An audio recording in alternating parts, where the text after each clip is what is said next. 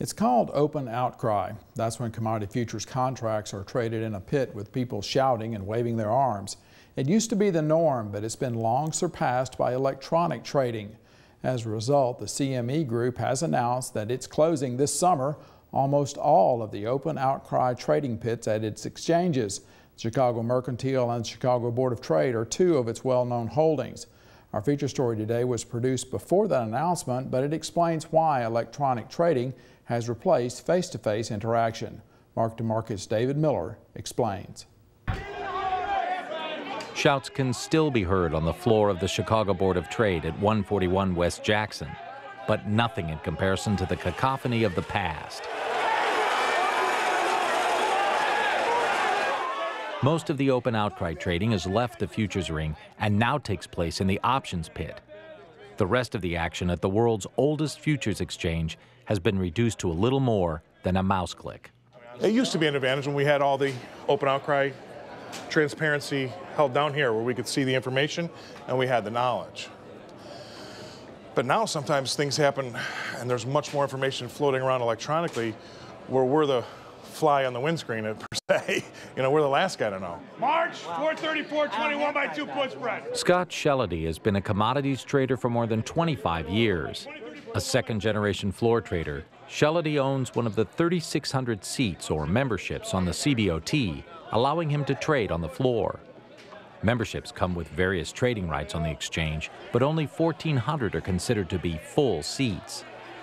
The price of a seat hit an all-time high of $3.2 million in 2006, but prices have declined 92% over the past 8 years to $265,000.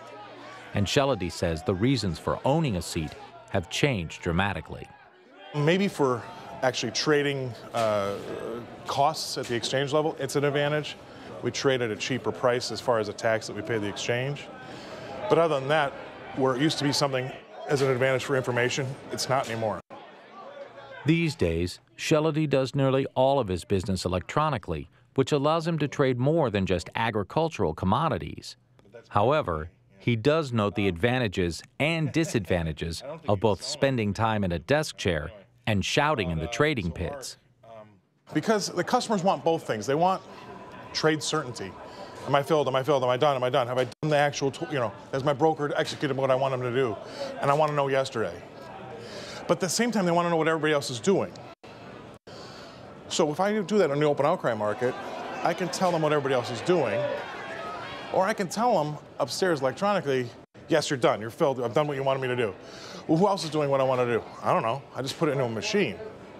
So for speed, you lose, speed is less transparent. Slower is more transparent. So we can all see what everybody's doing a little slower and disseminate that information, or we can do it really fast upstairs and nobody knows what anybody's doing. The first electronic trades were made in 1992 on the CME Globex trading platform. Use of the program was limited by computing power and bandwidth. Today, those hurdles have largely been overcome, making it possible to buy and sell anywhere a data connection is available. According to the CME Group, more than 90% of agricultural futures and nearly 55% of agricultural options transactions are no longer executed in the commodity pits. The trend can be seen across the entire exchange as the number of people in the grain and livestock rings diminishes. But as the number of people trading on the floor has declined, the number of opportunities to make trades has increased. In April of last year, the 165-year-old exchange combined the traditional 4 hours of open outcry with 17 hours of simultaneous electronic trading.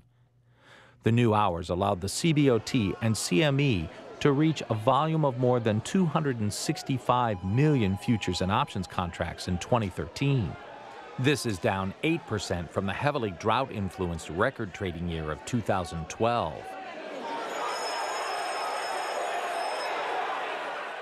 I can remember after the close of the grains, and any given day you could go downstairs to the bar or up to your office and sit around and talking about corn, soybeans, and wheat for a couple hours, just soaking up knowledge and comparing notes. You can't really do that anymore. I think that that's been the big loss And I'm sorry to see that part of it go.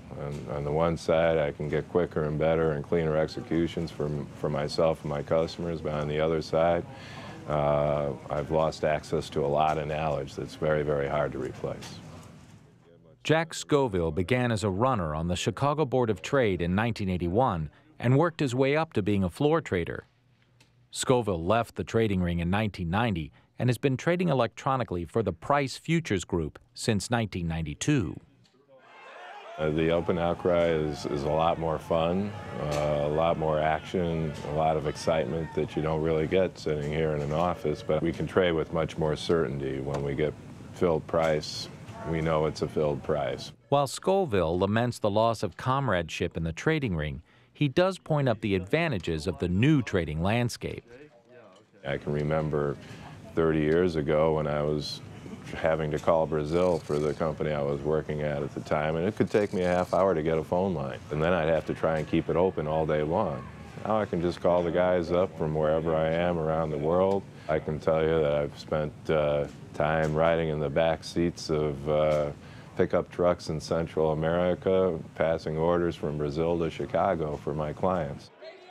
The CME Globex electronic trading platform also allows for some traders to make a large number of trades in millionths of a second.